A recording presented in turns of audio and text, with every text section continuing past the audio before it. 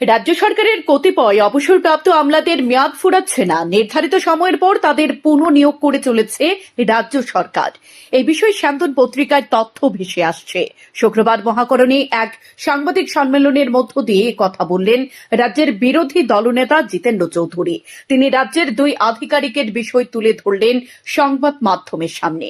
তিনি বললেন যে রাজ্যে অবসরপ্রাপ্ত প্রাক্তন আইএএস অফিসার অনিন্দ কুমার ভট্টাচার্য এখন পর্যন্ত 7 বার পুনঃনিয়োগ হচ্ছেন।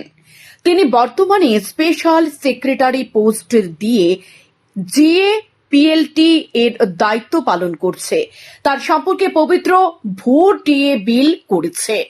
তিনি ফায়ার সার্ভিসের অধিকর্তা থাকাকালীন সময়ে এসডিআরএফ এর ফান্ড থেকে অর্থ ব্যয় করে 7টি ড্রোন কিনেছেন ফায়ার সার্ভিসে কর্মীদের দায়িত্ব পালনের জন্য। অথচ এখন পর্যন্ত কোনো জায়গায় ফায়ার সার্ভিসের কর্মীরা ড্রোন দিয়ে আগুন নেভাতে দেখা যায়নি। এমনকি কোনো মহড়ায় পর্যন্ত ড্রোন ব্যবহৃত হয়নি। এমনকি তিনি দায়িত্বে থাকাকালীন অবস্থায় বরজলায় একটি গ্যারেজ থেকে গাড়ি মেরামত করে লক্ষ লক্ষ টাকা বিল করেছেন। এখন তিনি ডিরেক্টর পদেও দায়িত্ব সামলাচ্ছেন। গত 7 জুলাই টিপিএস গ্রেড 1 আধিকারিক জেরেমি দার্লং রেজিগনেশন লেটার দিয়েছেন একমাত্র এই আধিকারিকের কারণে। তার চাপে পড়ে দায়িত্ব পালন করতে পারছেন না, বারবার অপদস্থ হচ্ছেন। শিডিউল কাস্ট একজন অফিসারকে এভাবে অপদস্থ করা আইনত অপরাধ। 6 মাস জামিন অযোগ্য জেল হতে পারে। এই আধিকারিক বলছেন তিনি বিবেক বুদ্ধি বিসর্জন দিয়ে দায়িত্ব পালন করতে পারবেন না। অপরদিকে মুখ্যমন্ত্রীর দপ্তরের সচিব প্রদীপ কুমার চক্রবর্তী এখন পর্যন্ত 8 বার দায়িত্ব পেয়েছেন। তিনি বিলোনিয়া মহকুমা শাসক থাকাকালীন জমি জালিয়াতির অভিযোগে জড়িয়েছেন এবং তার নামে বর্তমানে একাধিক জমি রয়েছে আগরতলা শহরে এবং এর বাইরে। এগুলো তদন্ত চাইলেন বিরোধী দলনেতা চক্রবর্তী। তিনিও রিটায়ার্ড আইএস অফিসার। তিনি এ পর্যন্ত 8 বার রিএমপ্লয়মেন্ট করেছেন। 8 বার। তিনি একটা সময়তে বিলোনিয়ার এসডিএম ছিলেন এবং এখন তিনি চিফ মিনিস্টার সেক্রেটারিয়েটের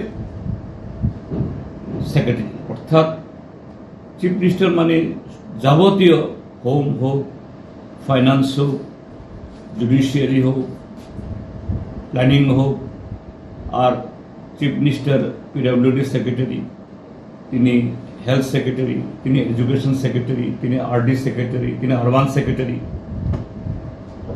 অর্থাৎ তিনি ডিফ্যাক্টো চিফ মিনিস্টার। সমস্ত অফিসারদের উপরে ছড়িয়ে ঘোরাবার ক্ষমতা এবং একটা রিটায়ার্ড অফিসার যে আরো ভালো ভালো অফিসার সিনিয়র থাকার অবস্থাতেও তাকে বারবার এখানে রাখা হচ্ছে। এবং এ সম্পর্কে আমি কদিন আগে প্রতিক্রিয়া দিয়েছিলাম। এসব কথা বলিনি যে না, যে এরকম বহু আইএস অফিসার এরাও প্রমোশন চায়, এরাও ভালো পদ চায়, কিন্তু কেউ যদি এইভাবে এটাকে আটকে রাখে তাহলে তাদের মধ্যেও খুব জন্মায়। এখন তার সম্পর্কে আমার কাছে যে সমস্ত তথ্য এসছে একদম কাগজ সহ, যে তিনি তার সম্পদের পাহাড় দেখছে। প্রদীপ কুমার চক্রবর্তী অভয়নগরে প্রায় 2.5 কোটি টাকার এরকম সম্পত্তি, জমি মালিক তার নামে বা স্ত্রীর নামে। বিদুরকর্তা চুমনিতে 2 ইউনিটের ফ্ল্যাট,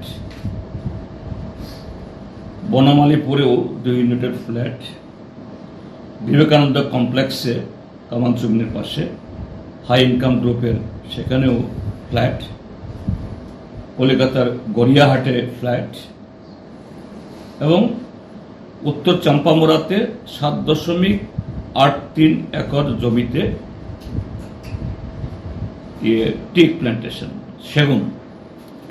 এবং এখানে এই যে হুইসেল ব্লোয়াররা, অর্থাৎ যারা এই তথ্য দিয়েছেন তারা এমনি পাঠাননি। আমি পত্রিকায় দেখছিলাম একদিন, কিন্তু এখন যে আমার কাছে বাড়ির ছবি টবি সহ আমি দেখাচ্ছি কয়েকটা বাড়ি। এই যে হলো সেগুন বাগান, এই যে উত্তর চাম্পামোড়াতে, তারপর সেই চাম্পামুড়া কাগজ যে 7.8 একর জমি মালিকানা তার স্ত্রীর নামে। এটা একটা বাড়ি আগরতলা শহরের কোনো একটা জায়গাতে। এটা আর একটা বাড়ি। তো এরকম ভাবে যে অসংখ্য সম্পত্তি যা প্রকাশিত, অপ্রকাশিত থাকতে পারে। তার সাথে আরো জঘন্য হলো যে এই প্রদীপ চক্রবর্তী যে বিলোনিয়া মহকুমা শাসক থাকাকালীন সময়ে